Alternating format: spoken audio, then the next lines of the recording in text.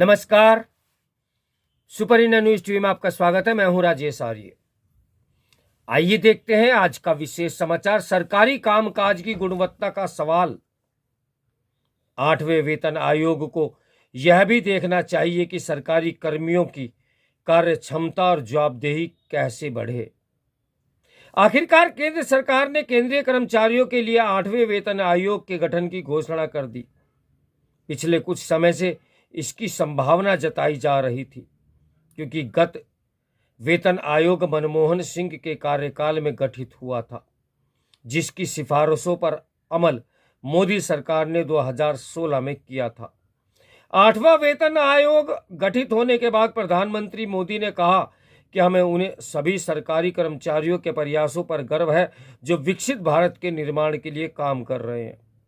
इस फैसले के राजनीतिक निहितार्थ भी हैं, क्योंकि दिल्ली में विधानसभा चुनाव होने जा रहे हैं और यहां बड़ी संख्या में केंद्रीय सरकार के कर्मचारी और पेंशन धारक रहते हैं। अब यह भी ध्यान रहे कि आमतौर पर दिल्ली सरकार के कर्मचारियों के वेतन में केंद्रीय के वेतन आयोग के साथ वृद्धि होती है और दिल्ली विकास प्राधिकरण, दिल्ली पुलिस आदि विभागों के कर्मचारी भारत सरकार के तहत ही आते हैं। 8वें वेतन आयोग की सिफारिशों के लागू होने से एक और जहां सरकारी कर्मियों के जीवन की गुणवत्ता बढ़ेगी, वहीं उपभोग की भी वस्तुएं को बढ़ावा मिलेगा, जिसका लाभ अर्थव्यवस्था को मिलेगा। जब जब सरकारी कर्मियों के नए वेतन आयोग यानी वेतनमान लागू हुए हैं, तब तब देश में खपत बढ़ी है, क्योंकि ये कर्मी कभी घर खरीदते हैं, कभी कार अथवा अन्य वस्तुएं। ये भी एक तथ्य है कि अर्थव्यवस्था को गति देने के लिए सरकारें लोगों को क्रय शक्ति बढ़ाने के जतन करती रहती है। चूंकि केंद्र सरकार की ओर से गठित किए जाने वाले वेतन आयोग की सिफारिशों को राज्य भी मान लेते हैं, इसलिए उनका लाभ राज्य सरकार के कर्मचारियों को भी मिलता है। 8वें वेतन आयोग के गठन के फैसलों से केंद्र और राज्य सरकारों के कर्मियों के साथ पेंशन धारकों का भी प्रश्न होना स्वाभाविक है। लेकिन प्रश्न यह है कि आखिर सरकारी कर्मी जवाबदेही के दायरे में कब आएंगे और उनकी कार्यकुशलता कब बढ़ेगी। यह जग जाहिर है कि केंद्र सरकार के कर्मी हों या राज्य सरकारों के, औसत सरकारी कर्मियों में जवाबदेही का अभाव दिखता है और वे मुश्किल से ही अपनी कार्यकुशलता और दक्षता के लिए जाने जाते हैं। देश की तमाम समस्याओं की जड़ में सरकारी कर्मियों में काम करने का काम चलाऊ तरीका ही है।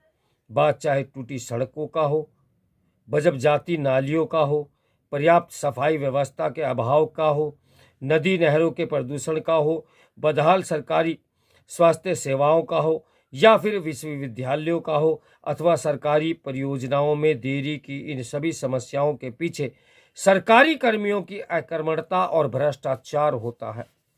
एक और सरकारी कर्मियों की अकर्मण्यता दूर होने का नाम नहीं ले रही है और दूसरी ओर उनके वेतन भत्ते एक निश्चित अंतराल में बढ़ते जाते हैं। सरकारी खजाने पर पेंशन खर्च का बोझ भी बढ़ता जा रहा है। सरकारी कर्मियों के नई पेंशन योजना से नाखुश होने और पुरानी पेंशन योजना की वापसी की मांग के चलते मोदी सरकार एकीकृत पेंशन योजना लेकर आई है। ये इसी साल अप्रैल से लागू हो जाएगी। इस योजना में सरकार का अंशदान बढ़ने वाला है। एक समय प्रधानमंत्री Modi minimum government maximum governance की बात करते थे। उससे ऐसा प्रतीत होता था कि इस पर अमल होगा और इससे सरकारी कर्मियों की जवाबदेही बढ़ेगी, और अभी तक ऐसा नहीं हो सका। यह सही समय है कि प्रशासनिक सुधार के लिए जिस आयोग का गठन हुआ था, उसके अनुशंसाओं पर पूरी तरह अमल किया जाए। यह समझा जाना चाहिए कि सरकारी कामकाज की दशा सुधरे बिना देश को विकसित बनाने के लक्ष्य को पूरा नहीं किया जा सकता। अपने देश में सरकारी नौकरियों का आकर्षण किसी से छिपा नहीं। तमाम युवा सरकारी नौकरियों के लिए ललायत रहते हैं। ऐसा इसलिए भी होता है क्योंकि यदि एक बार सरकारी नौकरी मिल जाती है तो सेवानिवृत्ति तक जवाबदेही और जिम्मेदारी से छुट्टी मिल जाती है। सरकारी कर्मी कितनी भी गैर जिम्मेदारी से काम करे अथवा भ्रष्टाचार में लिप्त हो, वह कठिनाई से ही दंड का भागीदार बन पाता है। अब निचले स्तर के सरकारी कर्मियों का भी ठीक ठाक वेतन मिलता है, इसके अलावा कई सरकारी कर्मी 2 नंबर की कमाई भी कर लेते हैं। ऊपरी कमाई का लालच भी सरकारी नौकरी के प्रति आकर्षण की एक वजह है। सरकारी कार्यालयों में व्याप्त भ्रष्टाचार को नियंत्रित करने के तमाम दावों के बाद भी स्थिति जस्ट की तस बनी हुई है। शायद ही कोई भी सरकारी विभाग हो जहां कमीशन या रिश्वत के बगैर काम होता हो। जो सरकारी कामकाज के इस सच से मुंह मोड़ रहे हैं वे देश के साथ इंसाफ नहीं कर रहे हैं। यह एक विडंबना ही है कि जहां सरकारी कर्मियों के वेतन लगातार बढ़ रहे हैं, वहीं कारपोरेट जगत के बड़े अफसरों और शीर्ष सरकारी अफसरशाहों के वेतन भत्तों में भारी अंतर भी देखने को मिल रहा है।